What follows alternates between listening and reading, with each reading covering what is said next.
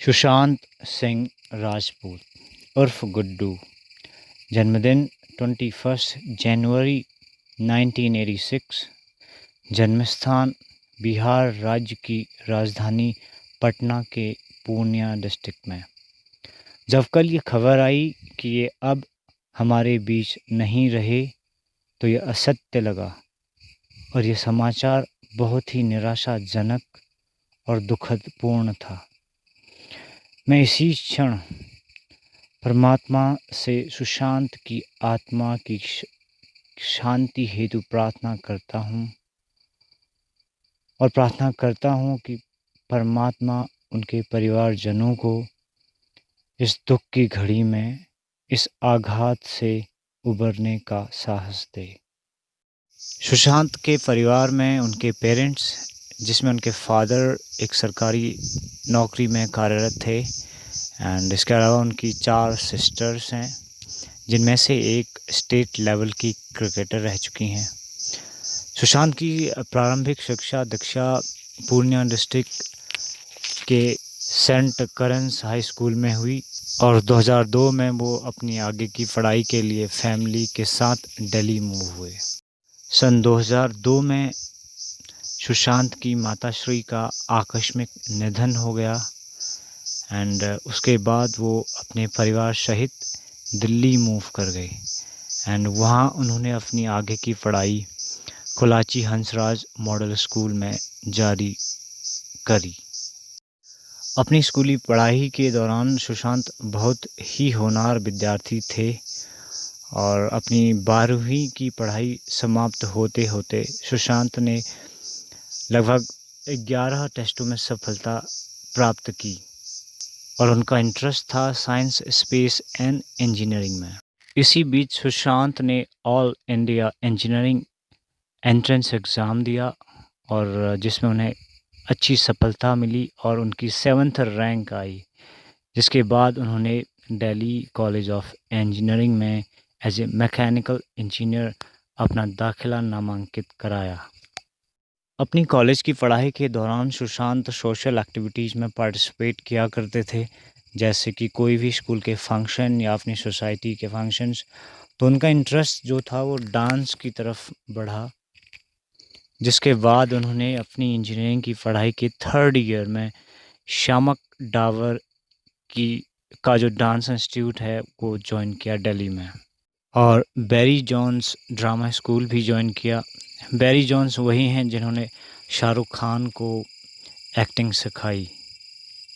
शामक डावर की classes join करने के कुछ ही महीनों के बाद सुशांत के डांस स्कूल को देखते हुए वहाँ पर उन्हें as a permanent dance troupe member hire किया गया।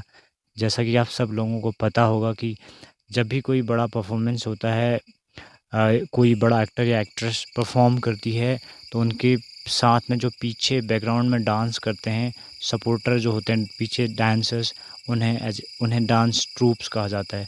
तो सुशांत वहाँ पर as a background dance troupe member select हुए, जिसके बाद सुशांत ने 2005 में 51 फिल्म फेयर अवार्ड में बैकग्राउंड परफॉर्मेंस की एंड 2006 में सुशांत ऑस्ट्रेलिया गए, जहाँ पर उन्होंने 2006 के कॉमनवेल्थ गेम्स में as a background dancer performance दी।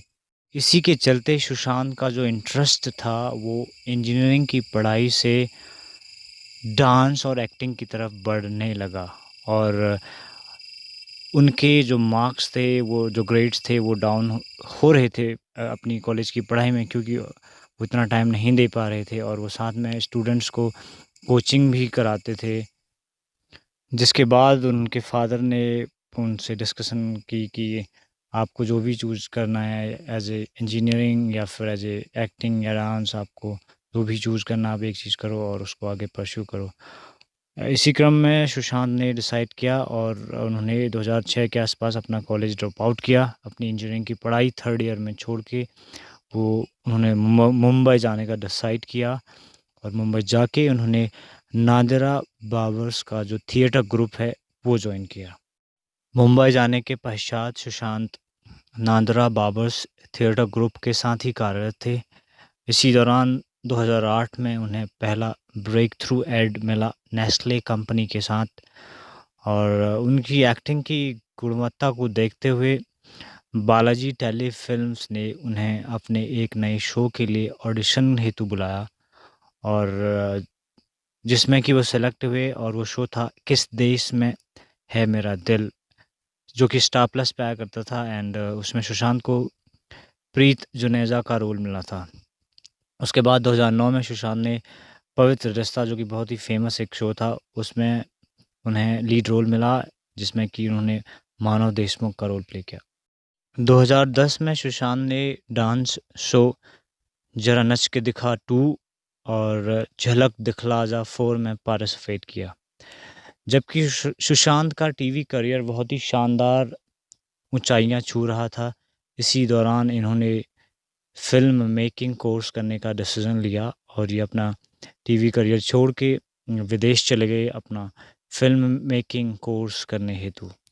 विदेश से लौटने के बाद सुशांत ने अपना फ़िल्मी करियर शुरू किया एंड 2013 में काय पोचे उन्होंने मूवी करी, जो कि चेतन भगत की एक novel 3 mistakes of my life पर आधारित है।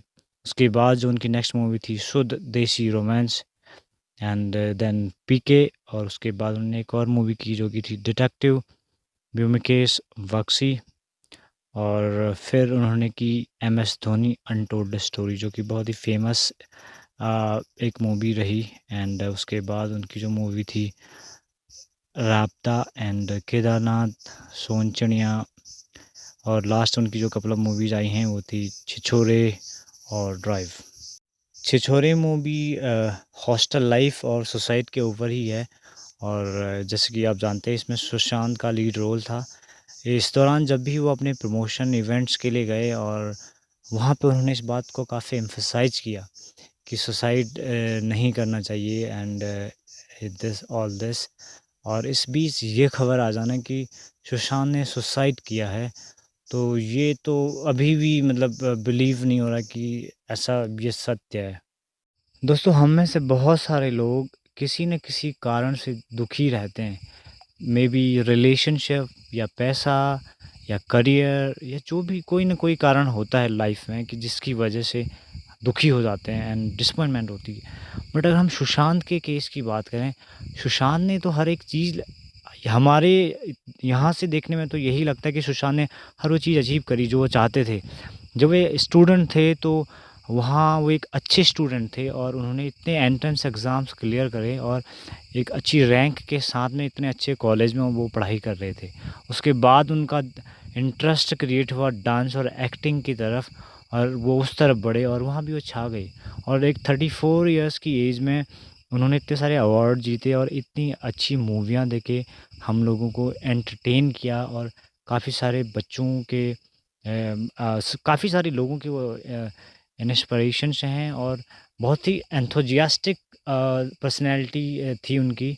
और उसके बाद ये सब ये खबर का आना, ये इस दुर्भाग्य का उनकी लाइफ में होना, ये अभी भी एक असत्य प्रतीत होता है।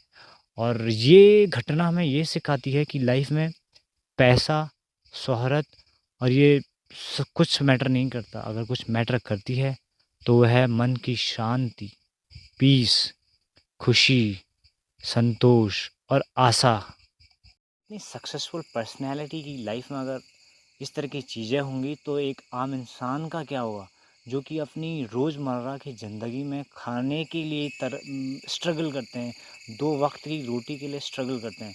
क्योंकि सुशांत एक सेलिब्रिटी थे। इस घटना का होना इस समाज के लिए भी और खुद सुशांत के लिए भी बहुत ही दुर्भाग्यपूर्ण ये घटना है। दोस्तों, मेरा ये मानना है, सिचुएशन चाहे कोई भी हो, कितनी भी ख़राब हो, वहाँ से निकलने का एक रास्ता होता है। जब तक हम ज़िंदा हैं और हमारे मन में इच्छा है, वहाँ से निकलने की, हम निकल सकते हैं।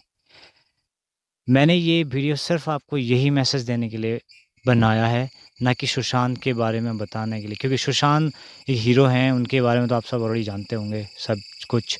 बट मेरा मैसेज यही है कि कितनी भी ख़राब हो सिचुएशन, हम वहाँ से निकल सकते हैं। Until we are alive. कभी भी निराश, ये किसी ख़राब सिचुएशन में निराशा का होना या दुःख का होना ये एक स्वाभाविक प्रक्रिया है। बट वहाँ पे स्टॉप हो जाना, अपनी ज़िंदगी को ख़त्म कर देना, ये ऑप्शन नहीं है। मैं ऐसी सिचुएशन में आप सबको सबसे कहना चाहूँगा कि आप हमेशा ज़मीनी चीज़ों से जुड़े रहिए, चाहे आप जितनी भी आगे चले जाएँ लाइफ़ में। आप अपनों से बात करते रहिए और जो चीज़ें आपको इंस्पायर करती हैं, उनसे आप हम अपनी डेली लाइफ़ में उन चीज़ों के लिए थोड़ा टाइम निकालते रहिए, क्योंकि वो चीज़ें आपको हमेशा अलाइव रखेंगी, आपको कभी इस तरह का एक्शन लेने के लिए मजबूर नहीं करेंगी। एंड आज की मॉडर्न लाइफ़ के चलते हम सब लोग अपने धार्मिक ग्रंथों की महत्वता को भूलते जा रहे हैं। मेरा ऐसा मानना है कि अगर हम इन अपनी धार्मिक बुक्स के साथ जुड़े हैं, तो ये एक हमारा बहुत बड़ा सहारा है और ये हमें कभी भी ऐसा एक्शन नहीं लेने देंगी। क्योंकि जब आप इनके टच में होगे तो ये आपको वो नॉलेज देते हैं, ये आपको वो ज्ञान देते हैं जिससे कि आप एक स्ट्रॉन्ग एज ए पर्सन बनते हो। आप जहाँ पे भी हैं, आपको परमात्मा मन की शांति, खुशी, धैर्य, संयम, आशा और सकारात्मक विचारों से भरी हुई आपको एक ज़िंदगी दे और आप हमेशा खुश रहें। मैं ऐसी प्रार्थना आप सबके लिए करता हूँ। Thank you.